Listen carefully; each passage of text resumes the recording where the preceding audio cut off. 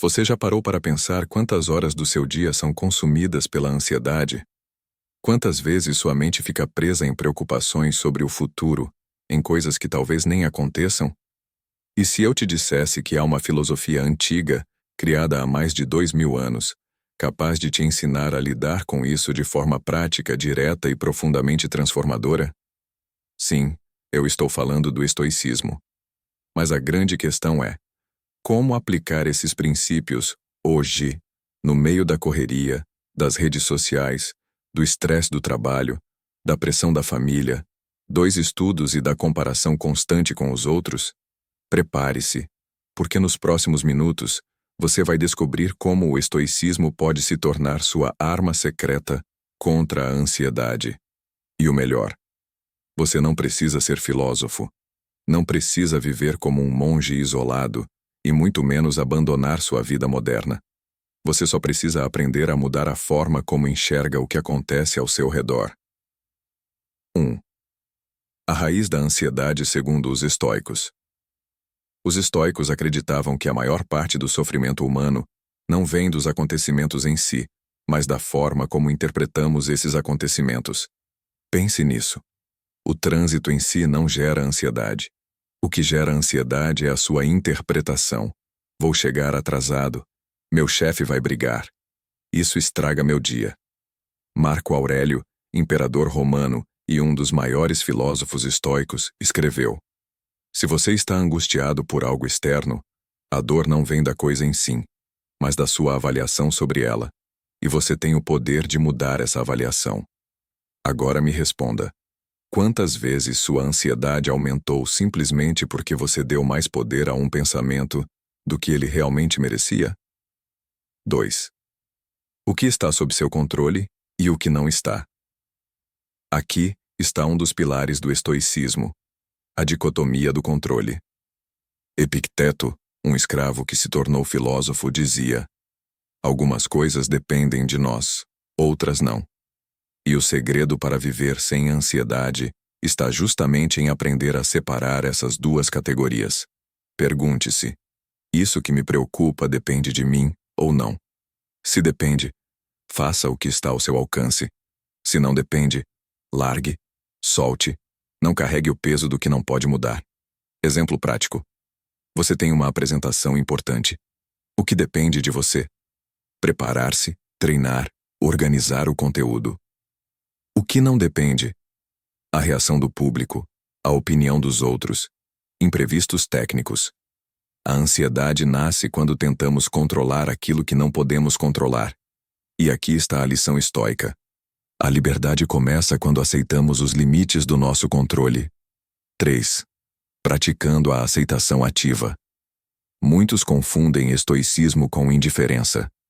Mas os estoicos não pregavam passividade. Eles falavam de aceitação ativa. Isso significa aceitar a realidade como ela é, mas agir da melhor forma possível dentro dela. Imagine a seguinte cena. Está chovendo no dia do seu passeio.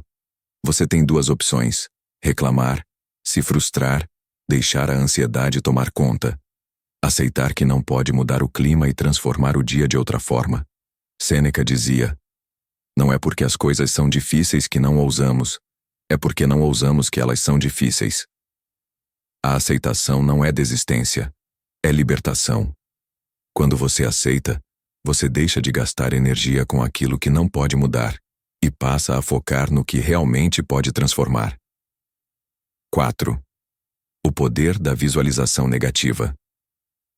Aqui vai uma técnica estoica poderosíssima contra a ansiedade: a premeditatio malorum, ou seja, a premeditação dos males. Pode parecer estranho, mas funciona assim. Você imagina os piores cenários possíveis. E se eu perder meu emprego? E se meu relacionamento acabar? E se eu falhar? Agora, ao invés de deixar o medo te paralisar, você se prepara mentalmente. Você entende que, mesmo no pior cenário, a vida continua. Isso faz duas coisas: diminui o impacto do inesperado, porque você já se preparou mentalmente. Faz você valorizar ainda mais o que tem hoje. Sêneca dizia que nada nos surpreende tanto quanto o inesperado.